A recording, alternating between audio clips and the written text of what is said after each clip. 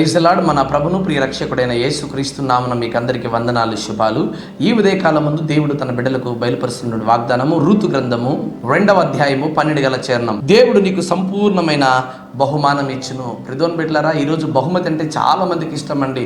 వారి వారి యొక్క స్థితిగతులను బట్టి చాలా మంది అనేక మందికి బహుమతులు ఇస్తూ ఉంటారు. చూడండి, వివాహములకు వచ్చినటువంటి వారు వారి వారి స్తోమతను బట్టి రకరకాలైనటువంటి బహుమతులు ఇస్తూ ఉంటారు.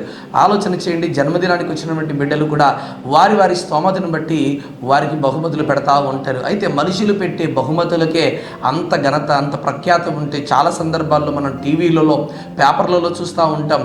పలాని రిచెస్ట్ పర్సన్ తన బిడ్డకు వివాహానికి పలాని బంగారు వజ్రాలతో కూడినటువంటి ఇదిగో నగలిచ్చారండి, ఇదిగో వెరీ కాస్ట్లీయెస్ట్ వాచ్ ఇచ్చాడండి అని చాలామంది ఆ పేపర్లోనూ టీవీలోనూ చూస్తూ ఉంటాం. చూడండి, భూమి మీద చాలామంది అనేకమైనటువంటి వాటిని ఇస్తానే ఉంటారు. కానీ ఇదిగో పరలోకమందు ఉన్నటువంటి దేవాది దేవుడు ఇచ్చేటువంటి బహుమానం మరి ఎవ్వరు ఇవ్వలేరు. ఏంటి ఆ బహుమానం అంటే గర్భఫలం. అందుకే దేవుని వాక్యం అంటది, గర్భఫలము దేవుడిచ్చి బహుమానం అని.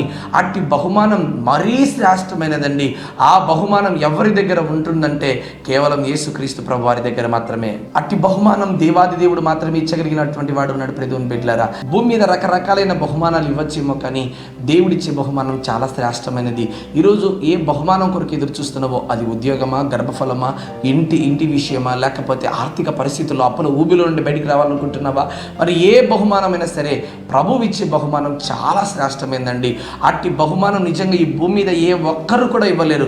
అట్టి శ్రేష్టమైనటువంటి బహుమానం దేవుడు నిశ్చయముగా ఏ దినాన నీకు, నీ బిడ్డలకు, నీ కుటుంబానికి, సంఘమునకు దేవుడు నీకు ఇచ్చునుగాక. ఆమేన్.